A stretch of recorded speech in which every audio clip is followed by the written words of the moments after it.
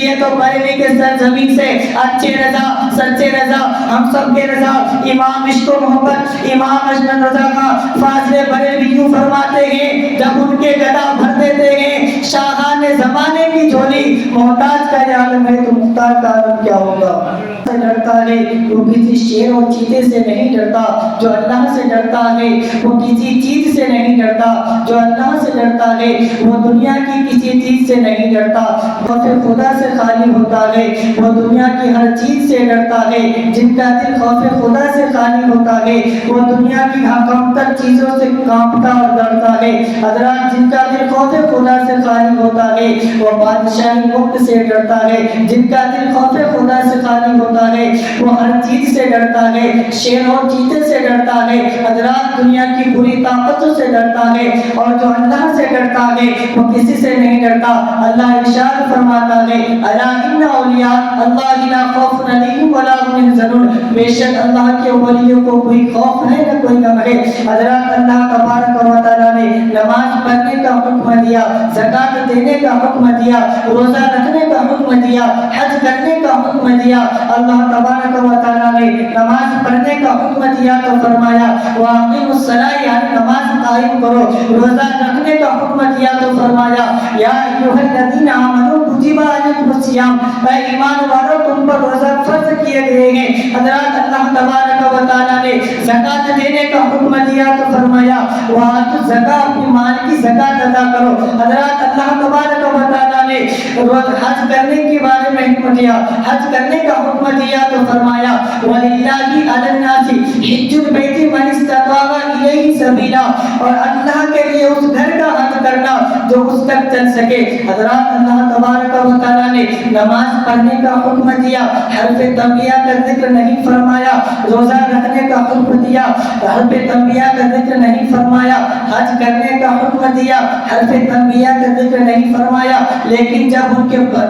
اولیاء کرام کا تذکرہ فرمایا اولیاء کرام کا ذکر فرمایا تو حرف تنبیہ اعلی حرف تنبیہ اور انا حرف تاکید کا بھی ذکر فرمایا حضرات سوچنے کی بات ہے غور کرنے کی بات ہے یہاں سوچنے کے مقام ہے کہ نماز کا ذکر فرمایا تو حرف تنبیہ کا ذکر نہیں فرما لیکن جب اولیاء کرام کا تذکرہ فرمایا تو اعلی حرف تنبیہ کا بھی ذکر فرمایا انا حرف تاکید کا بھی ذکر فرمایا حضرات محترم تو معلوم ہوا کہ اللہ عالم الغیب والشہادہ ہے اللہ غیب کا جاننے والا ہے حضرات اللہ تبارک و تعالیٰ کو معلوم ہے کہ ایک دور آخر زمانے میں کچھ لوگ ایسے پیدا ہوں گے کچھ لوگ ایسے جنم دیں گے جو نماز کا انکار تو نہ کریں گے روزہ کا انکار تو نہ کریں گے حج کا انکار تو نہ کریں گے زکات کا انکار تو نہ کریں گے نماز تو اتنی پڑھیں گے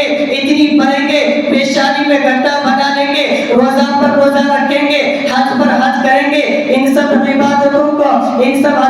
عبادت و عظمت کا انکار نہیں کریں گے لیکن جب بات آئے گا اولیاء کرام کا ذکر آئے گا اولیاء کرام کی کشف و کرامت کا ذکر آئے گا اولیاء کرام کی طاقت و قوت کا ذکر آئے گا تو انکار کریں گے اس لیے اللہ تبارک و تعالیٰ نے حرف تنبیہ اور انا حرف تاکید کا ذکر فرما کر لوگوں کو خبردار کر دیا الا ان اولیاء اللہ لا خوف علیہم ولا هم يحزنون خبردار ہوشیار اللہ کے ولیوں کو نہ کوئی خوف ہے نہ کوئی غم ہے حضرات یہ آیت مذکور میں غور کیجئے گا اللہ تبارک و تعالی نے لفظ الا حرف تنبیہ کا ذکر فرمایا اور ان حرف تاکید کا ذکر فرمایا یعنی گویا کہ اللہ تبارک و تعالی نے لوگوں کو بتا دیا اور لوگوں سنو یہ ہمارے محبوب ہیں یا ہمارے ولی ہیں تم ان کے ذکر کا انکار نہ کرنا ان کی کشف و کرامت کا انکار نہ کرنا ان کی طاقت و قوت کا انکار نہ کرنا تم ان میں جو بھی چیز دیکھ رہے ہو ان میں تم سب کچھ دیکھ رہے ہو وہ سب کچھ میرا عطا کیا ہوا ہے اللہ ارشاد فرماتا ہے الا ان اولیاء اللہ لا خوف علیہم ولا هم يحزنون حضرات آئیے میں ایک چھوٹی مثال دے کر بات کو آگے بڑھاتا ہوں آپ نے دیکھا ہوگا آپ کا گزر یہ ایسے سڑک سے بھی ہوا ہوگا, ایسی روڈ سے بھی ہوا ہوگا جہاں ریلوے کراچی میں ہوتی ہے, وہاں ایک تختی لگائی رہتی ہے جس پہ تختی پہ لکھا رہتا ہے ڈینجر لکھا رہتا ہے. گورنمنٹ کی جانب سے اس لیے لگایا جاتا ہے تاکہ لوگ خطرے کا شکار نہ ہو, زخمی ہلاک نہ ہو, اس لیے لگایا جاتا ہے. آپ ایسے تالاب کو بھی دیکھے ہوں گے جہاں ایسے ڈینجر کا بورڈ لگا ہوا ہو, اس لیے لگایا جاتا ہے تاکہ لوگ ڈوبنے سے محفوظ رہے. حضرات آپ نے ایسے اور ایک مثال لے لو, ٹرانسفارم کو دیکھا ہوگا, ٹرانسفارم کے نزدیک ایک بورڈ لگائی رہتی ہے, ایک تختی لگائی رہتی ہے جس پہ ڈینجر لکھا رہتا ہے. آخر یہ گورنمنٹ کی جانب سے یہ تختی کیوں لگائی جاتی ہے, یہ بورڈ کیوں لگایا جاتا ہے؟ حضرات اس لیے لگایا جاتا ہے کہ ہمارے گھروں میں بھی وائر ہوتا ہے, ہمارے گھروں میں بھی وائر ہوتا ہے تو لوگ اسے اپنے گھر کی معمولی وائر سمجھ کر اسے پکڑ نہ لے, چھو نہ لے اور اپنی جان سے ہاتھ دھو بیٹھے. تو حضرات معلوم کیا ہوا, پتہ کیا چلا کہ جہاں جہاں جان کا خطرہ تھا وہاں گورنمنٹ نے بورڈ لگا دی, اور جہاں ایمان کا خطرہ ہے وہاں رب کائنات نے اللہ حکم کا تاکید لگا کر لوگوں کو خبردار کر دیا. اللہ ان اولیاء اللہ بنا خوف علیہم ولا هم يحزنون, بے شک اللہ کے ولیوں کو نہ کوئی خوف ہے نہ کوئی غم ہے. حضرات حضرت خواجہ غریب نواز رحمۃ اللہ علیہ 40 درویشوں کے ساتھ ہندوستان تشریف لاتے ہیں, بہت دور سندر سے ہندوستان تشریف لاتے ہیں.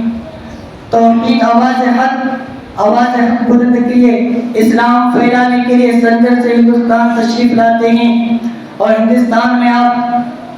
ایک شہر ہے اجمیر شریف میں آتے ہیں اور وہاں دین اسلام کی تبلیغ پھیلاتے ہیں.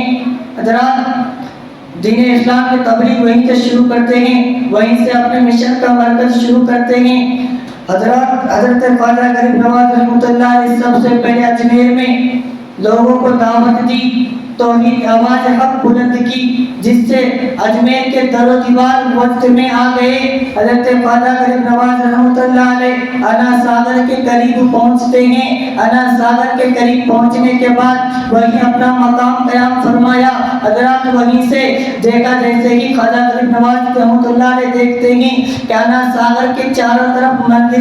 ہیں, اس میں گھنٹیوں کی آواز آ رہی ہے, بڑے بڑے پنڈت پوجا پاٹ میں لگے ہوئے ہیں. حضرت خواجہ غریب نواز اجمیر کے راجہ حاکم راجہ پنچمی راج کو دین کی دعوت دی, دین اسلام کی دعوت دی. تو حضرت انہوں نے دین اسلام قبول کرنے کے بجائے حضرت خواجہ غریب نواز رحمۃ اللہ علیہ کے جانی دشمن بن گئے, ان سے لڑنے جھگڑنے کے لیے تیار ہو گئے اور ہر دن نئی مصیبتوں کے نئی مصیبتیں پہنچانے لگے, ہر دن نئی تکلیفیں پہنچانے لگے. حالانکہ یہاں تک وہ بھی آیا کہ حضرت خواجہ غریب نواز رحمۃ اللہ علیہ پر پانی بند کرا دیا, انا ساگر کے قریب پہرا لگا دیا. اپنے جیسے ہی حضرت غریب نواز رحمۃ اللہ علیہ کے خادم پانی لینے کے لیے انا ساگر کے قریب پہنچتے ہیں تو دیکھتے کیا ہے کہ انا ساگر کے چاروں طرف پہرا لگا دیا گیا ہے, ان کے غلام کھڑے ہوئے ہیں. ایسے ہی لوگوں نے پانی لینے کی کوشش کی تو ان لوگوں کو دھکا مار کر باہر نکال دیا گیا.